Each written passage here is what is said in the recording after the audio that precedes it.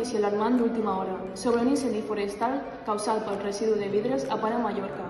Connectem amb Nil Orangles. Bon dia, sóc aquí, a lloc dels fets, on va passar aquesta tragèdia arrasant 4,7 hectàrees de pastura.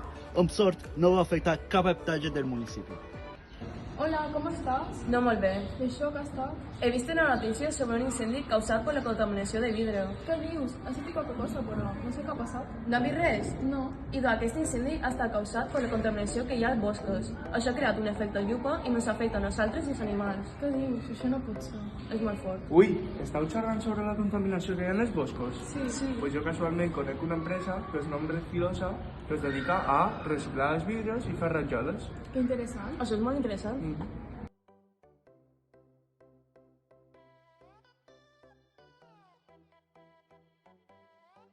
ODS 5, igualdad de género. Promovem la igualtat tant de dins com de fora de la cooperativa.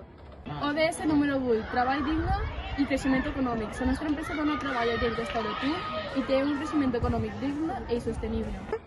ODS número 12, consum i producció responsable. És una ODS que complim clarament perquè estem dins d'una economia circular.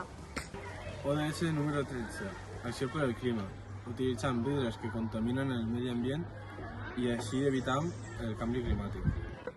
ODS número 14, vida submarina. A la nostra empresa fem servir aquesta ODS ja que fem recollida de vidres a les platges. Vida d'ecosistemes terrestres. La nostra empresa recull deixalles de vidre que deixa la gent en l'ecosistema terrestre i nosaltres li donem un segon ús. ODS número 17, aliança per als objectius. Ens aliem amb altres empreses per complir els objectius.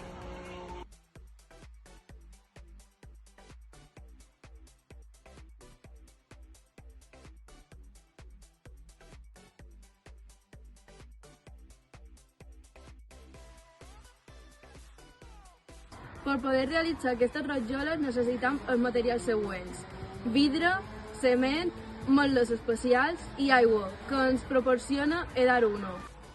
Preparació de la pasta. Es mesura la proporció d'aigua en conjunt a la de ciment. Els equips emprats tenen tres parts principals: la matriu, el sistema propulsor i la talladora. Assecat, aquest procediment té com a objectiu reduir el contingut d'humitat de les peces. El prensament sec és un procés de formació que funciona per una acció de compressió. És un dels mètodes més assequibles de l'elaboració de productes ceràmics. Esmaltat i decoració. Cocció. El procés de preparació dels esmalts consisteix a sotmetre a la fregida i additius a una fase de molto, fins a obtenir un rebuig prefixat. Alegría, resilosa, recollim els vidres i fem una rajola. Dona el teu cos alegria, resilosa, resilosa, Dona el teu cos alegria, resilosa, recollim els vidres i fem una rajola. Dona el teu cos alegria, resilosa, resilosa,